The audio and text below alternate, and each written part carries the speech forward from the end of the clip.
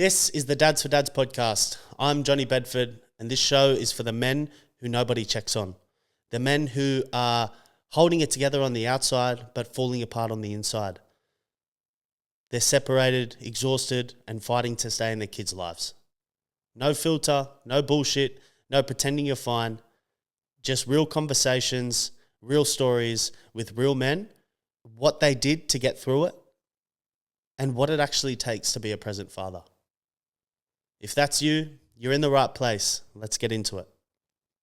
So I wanted to touch on quickly why I started this podcast. And this is really a journey, like a representation of my journey through separation and just realizing that going through that, there was not many places for us to turn, for me to turn, to get clarity, understanding, and to get like a community of people that understood what I was going through.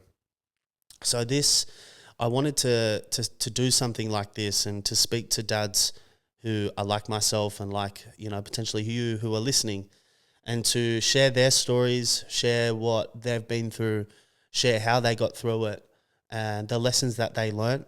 For the men who are laying there in bed at 2 a.m., I've been there many times, laying in there at 2 a.m., thinking that your kids might never remember you. You might leave their kids, you might be forgotten from your kid's life, wondering about who your ex is with. Is she sleeping with someone else? And just all of the noise that comes with separation.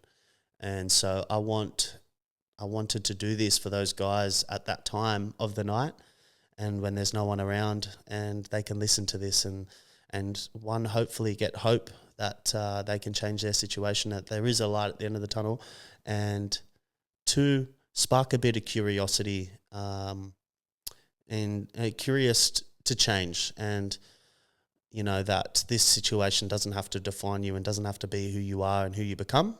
It is simply a part of your timeline, and there's a right way to move through this and there's wrong ways to move through this, and that's what I want to share with you guys through this show.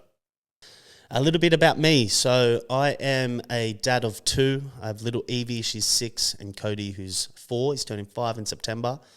They are my why. They are the reason that I stopped and checked myself and turned my life around. And I want them to be able to look back and think that when their dad was doing it his hardest, that's when he went his hardest. And that's really like a little legacy that I'd love for my kids to be able to look back on and be able to see how I handle myself throughout this situation. And there's definitely moments where I was not handling myself very well at all. I wasn't thinking about them and I wasn't thinking about their future or our future.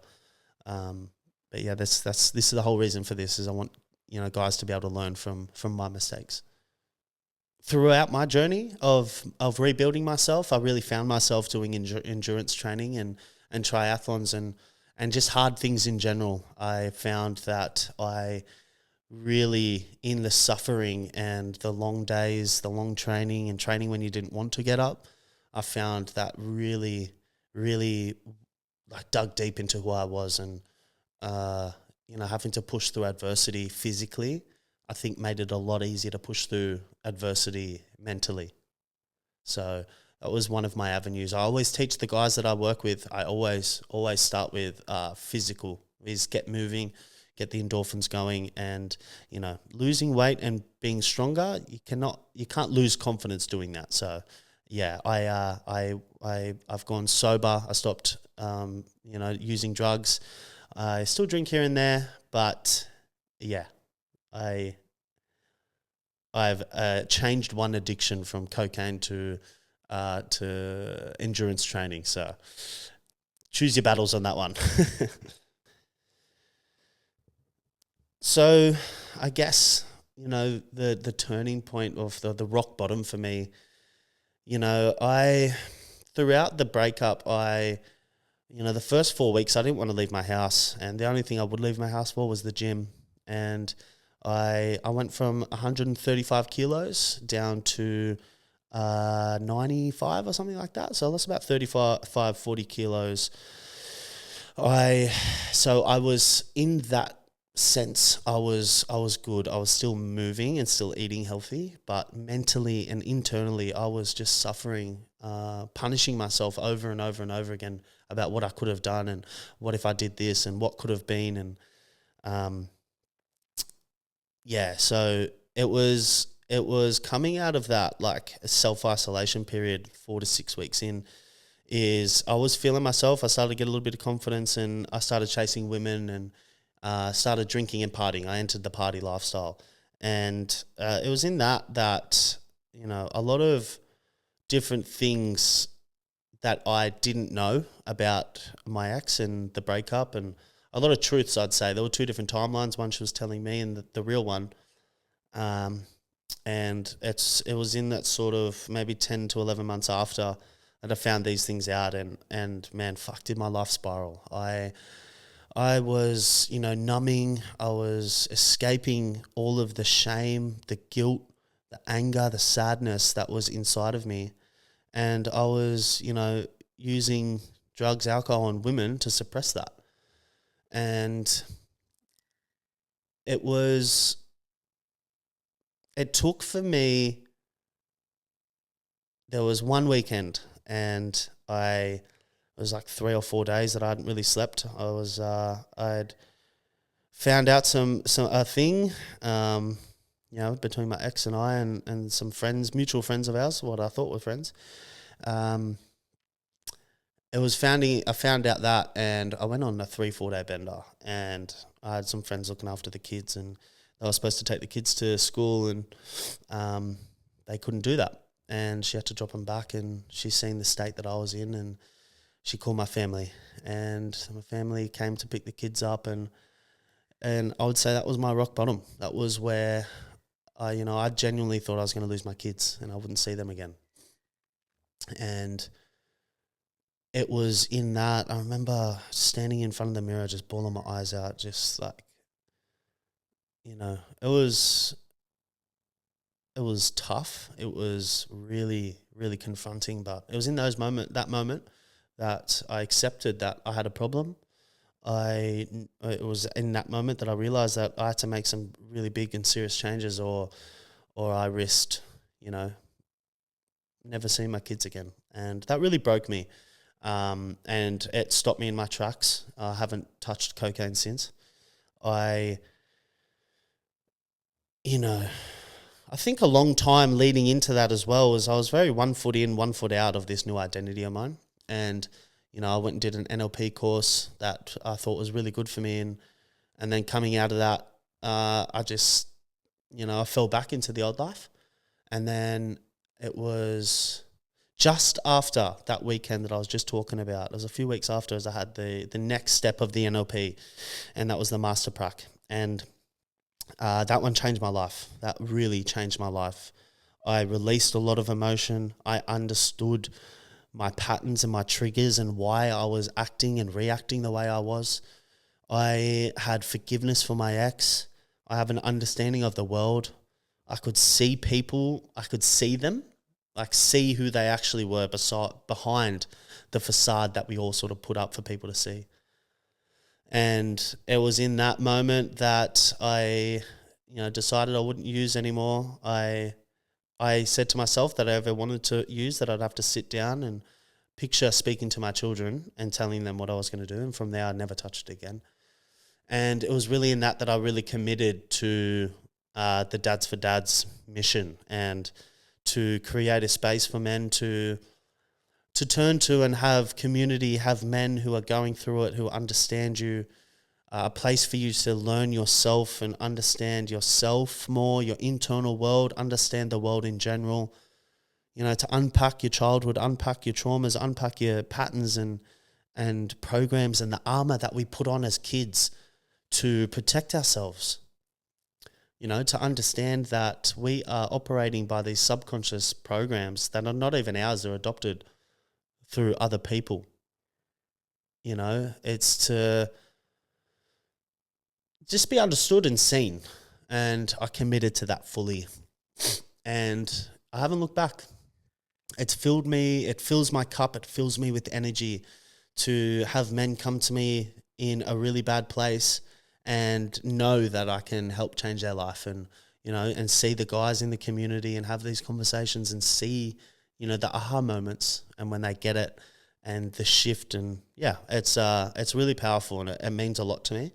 And, this podcast is a part of that. It is a part of my journey. It's a part of, my growth as well, in just being seen. And, for so long I would like sit there and beat myself up, like, fucking, who wants to hear from you? Who says you're the guy that to do this? And I am the guy, I've walked that path, man. I fucking almost lost my kids. I was using drugs. I was drinking alcohol. I was escaping. I was, making silly decisions, in the whole mediation process. I was just reacting, and I could have lost everything, and I didn't. And I looked myself in the face. I confronted myself, and I turned it around. And now I want to be the man that other men come to and say, I want to do what you did. I am where you were, and I want to get to where you are. And that's fucking, it means a lot to me.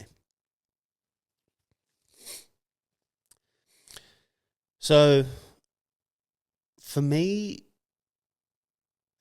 the rebuild process, like that was the moments that sort of pushed me towards change. But actually rebuilding and what that looked like was, first and foremost, the biggest thing that everyone, and the most powerful thing that everyone can do, is acceptance. Is accept the situation for what it is, and accept that that is where you are, and then focusing your energy on the things that you can control. So for a long time, I was always focusing on her and what she was doing and how she was making me feel and what was she doing. And it was only until that I fully understood that when you take responsibility for your actions and that this is where you're at, it's only then that you can change. So, I hired 3 coaches at the start. I hired Josh Holiday, I hired Corey Boutwell, and I hired a PT. So the first 2 were like mindset and lifestyle. I worked with them on myself. That was really, really great. But I realized there was no real niche specific for men through breakups. I journaled a lot. I found it was really, really powerful to get the noise that was in my head out of my head and onto a piece of paper. And when it was on that piece of paper, it was then that I could, correct the thoughts and the feelings that I was feeling. One of my mentors, he was a coach that I had while I was in the relationship, mindset coach, and he always talks about reflections and corrections. So reflecting on your day, reflecting on how you felt, reflecting on your thoughts, and once they're on that piece of paper, correcting them. And when you do it on paper enough times, you start to learn the skill of doing it in real time. It's when things come up, you learn to be able to go, hold on, well, I don't need to attach a story to this. I don't need to attach a meaning to this. I'm allowed to, let it pass through. So he was really great. And one of the biggest things for me was training, endurance training, and running long distance. It really was in the training. It's the running, the riding, the swimming, and the gym. You're fatigued. You don't want to do it, but you do. You continue and you get up, and I guess it just built so much strength in what I was capable of, who I was, who I'm trying to be. And you really learn yourself. You really meet the real fucking you when you do really hard things. And one of my mantras is always do hard shit and stack small wins. Stacking small wins is journaling frequently. It is all the little minor things, the little small things that you can do. You stack enough of them and you create the confidence and the certainty in the new version of yourself that you're becoming. I remember I did my first Olympic triathlon. To be fair, it's the only one I've done. Here I am talking like I'm a triathlete now, and I've only done one. I've got another one coming up, the Ironman 70.3 on Sunshine Coast. But a part of identity is, convincing yourself that you are that person before coming him. Just a little insight for you there. But yeah, so the Olympic, it was in it was the T100 Gold Coast, and I did it on 3 weeks' notice. I had a friend message me, said he didn't want to go to Bendering and stuff to get through his breakup. He wanted to train and do this Ironman. I said, fuck it, I'll do it with you.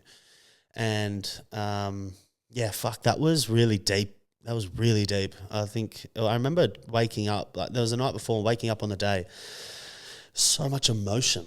And, you know, like there was songs were making me cry, and I was thinking about old versions of myself. And my nickname used to be Johnny Woo Woo on Instagram. And he was very much that party guy and the yes man and wanted everyone to like him. And, you know, that was an ego death. That day was an ego death with him. I changed my Instagram name from him to Johnnie Bedford. And yeah, it was fucking, that really pushed me through that. I was deep in the hurt locker. I was hurting that one. And yeah, there was a real death to the old me. And it was coming out of that I was really, really committed into this new version that I was becoming, which was, you know, Johnny, the coach of men going through divorce. So that was really cool. So why Dads for Dads? I just had this inner calling. I really did. I was so fucking pissed off about how the system is and how, you know, someone can just say something that's so false and it be treated like it's gospel. You know, the limited places for us to turn, the one brush that we're all painted with. And just there was just nowhere. Like there's so many communities for women, and that's great. That's awesome for them, but there was just nothing for men. And going through these working with the coaches that I was working with, I was like, fuck, we need this, but specific to men, you know, specific to men going through divorce and separation. And that was the whole thing. I was like, fuck it, I'm going to be the guy. I'm going to do it. And yeah, it's been really good. I've changed, you know, many men's lives. I guess the biggest part is men really committing to themselves. And for us as men, we've got a lot of avoidance tendencies and a lot of armor that helps us protect ourselves, but really it's harming ourselves. And we've got to take the armor off, and we've got to commit to things like this and have deep, honest conversations with other men, you know, confronting ones about ourselves and accepting the truth and honesty about ourselves. But, you know, the greatest and the best part is all the things that you learn and the man that you become. And that's really the biggest shift that we need to see in the men's community, is that it's safe to, you know, get help, and it's safe to have these conversations. It's safe to commit money to your own change. It's safe to invest in yourself. I've spent probably $40,000 on myself with coaches, PTs, courses, all these different things. And fuck, I'm in the best position I've ever been. And I'm so, so grateful. I would have spent 80. I would have spent double for sure.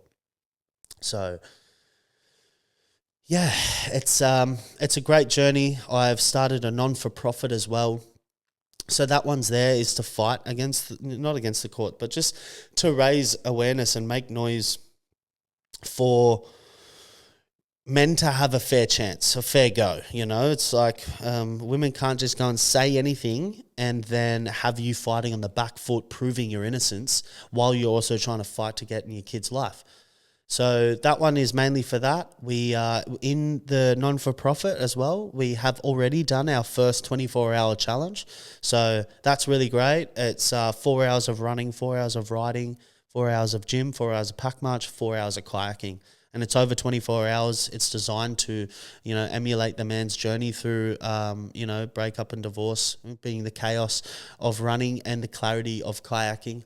So that's to raise funds to one, fight for, you know, to raise that awareness piece, and to also raise funds to get the help for the men who can't afford it themselves. So there's a lot of men that are drowning in solicitor fees and child support and all these different things, and they simply don't have access to even better themselves with an investment like this. So that's what that one's for. We're going to do a lot of endurance style suffering events, raise money for that.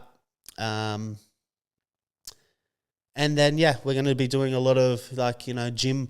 I've got one in August. So dads to come out and we'll train together, and then we'll do a little piece on, you know, on the shadows, I guess, the armor that we've been placing on ourselves from little kids up until now.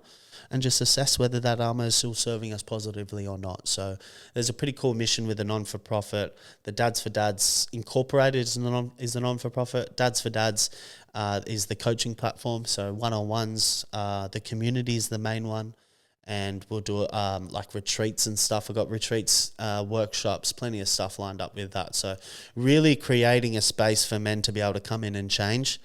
First and foremost, they need to commit to that change. So I will leave it at that. That is a quick little summary of me, what the show's going to be, my journey, what I've created, and why I'm doing it. And yeah, the plan, I guess, is I've got a fair few dads lined up. Not so much just, guys going through divorce, but dads as well, just to have conversations about their own struggles, what they've learnt, how to be a present dad and what they consider being a present dad is. So that's what this show is going to be about. It's going to be really great conversations, a really great safe space for men. And I just hope that these conversations with myself and other people can have some impact on men that are in the position that I was once in. And this can, give them a little bit of hope and, I guess a space for them to be able to learn and grow. So yeah, I appreciate you guys listening for the first one. This is a big piece of my own journey, and I've wanted to do this for a long time. And it was like yesterday, I was like, fuck it. I'm doing it. I'm setting it up. Whatever it is, whatever I say, whatever it looks and sounds like, I'm just posting it. And so I appreciate you guys listening. If something hit home in that, I want you to do two things. One, I want you to send it to another dad who's going through what we've just spoken about, because that could be the reason why he keeps showing up. And number two, and you want to know more, or you're curious about, getting out of the position you're in and what it could take. In the description below, I've got a link where you can book a call with me. It's not a sales pitch. There will be an investment into yourself, but it's not a sales pitch. I don't force you to stay on the call. It is simply a conversation with a dude who's been where you're at and knows what it takes to get through. And hopefully I can put you in the right direction. And with that, I'm Johnnie Bedford. This is the Dads for Dads podcast. Keep showing up. As we always say, better men, better dads, better communities. So I'll catch you guys on the next one.